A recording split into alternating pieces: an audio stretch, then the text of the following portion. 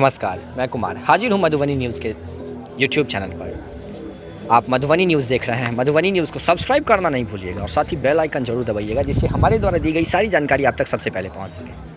जितना भी अनुमान था, जो ट्रेन अप्रैल से चलेगी, ये ट्रेन चलेगी, वो ट्रेन चलेगी, ऐसे होगी वैसे होगी, सारा कुछ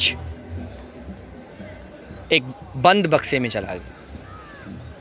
अभी ना ही कोई ट्रेन चलने वाली है अप्रैल से, और ना ही जो है CRS होने वाला है। और अगर CRS किसी कारण से हो भी जाएगी तो उसके बाद कोरोना को देखते हुए, कोरोना महामारी को देखते हुए झंझारपुर निर्मली रेलखंड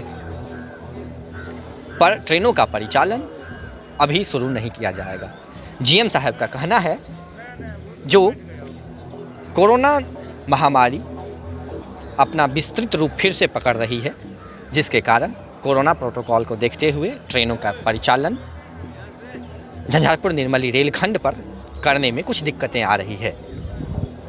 जो झंझारपुर निर्मली ट्रेन का परिचालन अगले कुछ महीनों के बाद होगा। चलिए वीडियो में देखते हैं जो उन्होंने क्या कहा। पूरी वीडियो जरूर देखिएगा।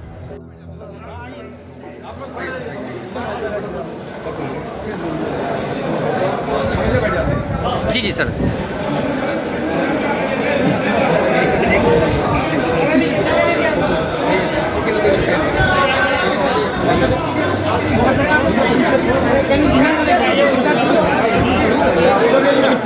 वीडियो कैसे लगे? कैसे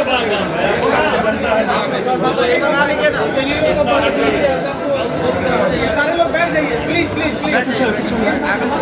जी बिल्कुल।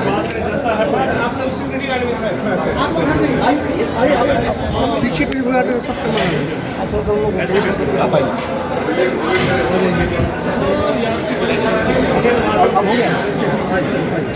सर अब अरे बात करने दीजिए हम लोग। सर बात तो आइए ना, थोड़ा सा आगे।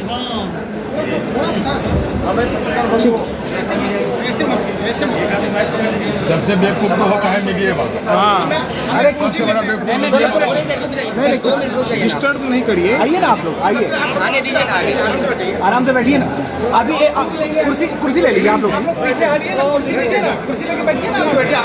कुर्सी ले लीजिए, आराम से बैठिए, मिल जाएगा।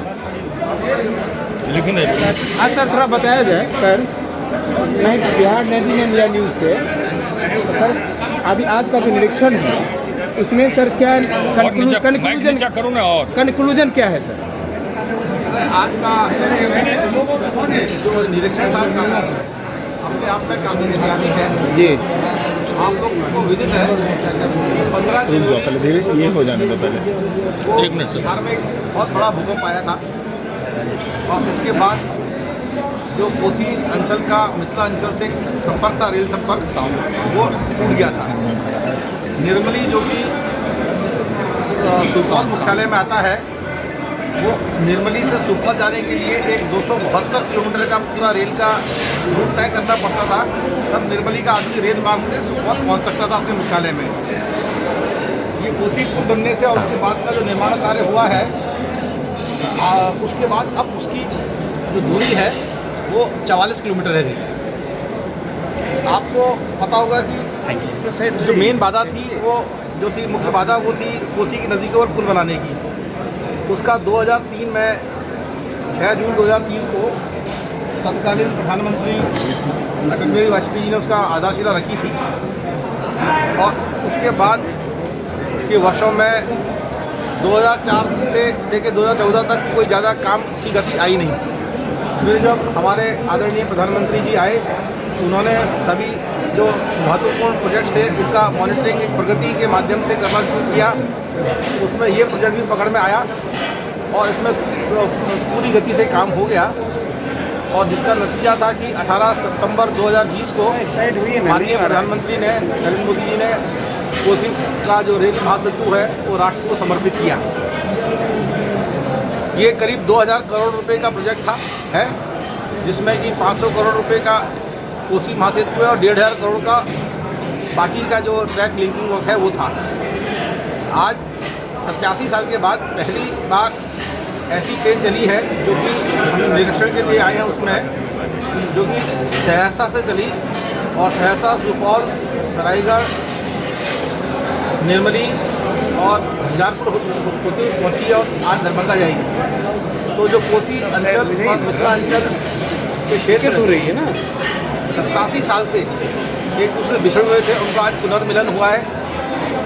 इस रेल मार्ग के बनने से, जिसको हम फॉरबिसगंज में इस साल के अंत तक ले जाएंगे, एक नए युग का निर्माण होगा और औद्योगिक क्रांति आएगी। सर नई ट्रेन कैसे देखते हैं? नए ट्रेन के लिए आपको थोड़ा सा ये टीकाकरण की जो प्रगति हुई है, अभी आपको पता करीब 2-2.5 करोड़ लोगों 2.5-3 करोड़ लोगों को टीकाकरण हो गया है, जो कि करीब हमारे देश की आबादी के हिसाब से 2-3% है। तो ज़रा एक अच्छी संख्या में टीकाकरण हो जाए। और जो अभी सेकेंड वेव आई है महाराष्ट्र में, आपको पता होगा नागपुर में लॉकडाउन लगा है, तो उस सब के ऊपर सरकार की नज़र है। और जैसे ही ये स्थिति काबू में आएगी और सरकार को लगेगा अब ये महामारी हमारे काबू में है, तब ट्रेनों का पुनः चालू हो जाएगी। CRS कब तक होने की? ऐसा है कि हमारा टारगेट रहेगा CRS का मई में मई के अंत तक CRS करेंगे। और लेकिन कोशिश करेंगे कि जून मानसून से पहले ट्रेनों का आवागमन शुरू करें। सर कैसे कैसे सफ़र होगा इसमें, किस शहर का किस रूट से सफ़र होगा? ऐसा है कि मैं आपको बता दूं, ये एक बहुत ही महत्वपूर्ण रेल रूट है और इसमें फॉरबिसगंज के आगे आपको याद होगा कि सुपौल और अररिया के बीच में लाइन बन रही है, और अररिया से लाइन गलगली एक जगह है जो सिलीगुड़ी के पास आती है, वो है। एक बार वो भी उस लाइन का भी निर्माण कार्य चल रहा है, वो पूर्वोत्तर सीमांत रेलवे द्वारा किया जा रहा है। ये जब पूरा रेलखंड बन जाएगा तो उस पूरे भारत से जो आसाम और बांग्लादेश को जो सामग्री जाती है, आपूर्ति होती है फूडवेल की, सीमेंट की, अयस्कों की और अन्य सभी वस्तुओं की, उसके लिए ये एक महत्वपूर्ण रूट बन के निकलेगा। आज हम जितनी मात्रा में बांग्लादेश को और पूर्वोत्तर के 7 राज्य हैं और बाकी नेपाल के और भूटान और म्यांमार वगैरह के जो एरिया हैं, उसमें जो खाद्य सामग्री की जितनी मांग है उतना हम लोग सप्लाई नहीं कर पाते, क्योंकि हमारे रेल मार्ग में उतना कैपेसिटी नहीं है। एक बार ये मार्ग नया बन जाएगा तो आप देखेंगे अगले कुछ ही सालों में इसमें त्वरित गति से गाड़ी दौड़ेंगी, सभी जगहों के लिए कनेक्शन ही मिलेगा। कि जैसे बाकी ट्रंक रूट होते हैं वैसे ट्रंक रूट ये भी हो जाएगा। ऐसा कि अभी हमारा ध्यान पहले इसके ऊपर है। ये पूरे हमको न सिर्फ ये रेल पूरी बनानी है, बल्कि इसका विद्युतीकरण भी करना है और सभी स्टेशन सिग्नलिंग की व्यवस्था भी करनी है। तो पहले हम अभी अपना ध्यान को इधर उधर बटाना नहीं चाहते। एक बार ये पूरा आपका ट्रंक रूट बन जाएगा और ट्रेनों का आवागमन हो जाएगा, फिर बाकी सभी सेक्शंस को दिया जाएगा। सर, झंझारपुर दरभंगा रेलखंड पे ट्रेनों की जो है मांग है कुछ अधिक, तो बढ़ाने की कोई योजना अभी फिलहाल? जैसे मैंने बताया कि हम लोग सारे ये जो बातें होंगी वो कोरोना की जो जिसके ऊपर काबू है, प्रोटोकॉल है जी, और उसके ऊपर जो हम इस तरह से नियंत्रण कर पाते हैं, जो हमने टीकाकरण किया है वो कब अधिकतर लोगों तक पहुंच जाएगा और सब कुछ उसके ऊपर। और अभी आपने देखा थोड़ा सा कुछ लोगों से ढील हुई तो नागपुर में और औरंगाबाद में और बाकी महाराष्ट्र के कई जिलों में फिर से एक सेकेंड वेव आई और लॉकडाउन करना पड़ा। तो हम नहीं चाहते कि देश वापस उस तरफ जाए, तो इसलिए एक नज़र बनाए हुए हैं और जैसे ही लगेगा काबू में है तो ट्रेनों का संचालन होगा। झंझारपुर में एक ही रेल दिए हुए हैं, अभी एक ही गाड़ी आ रही है, तो हो गया सर।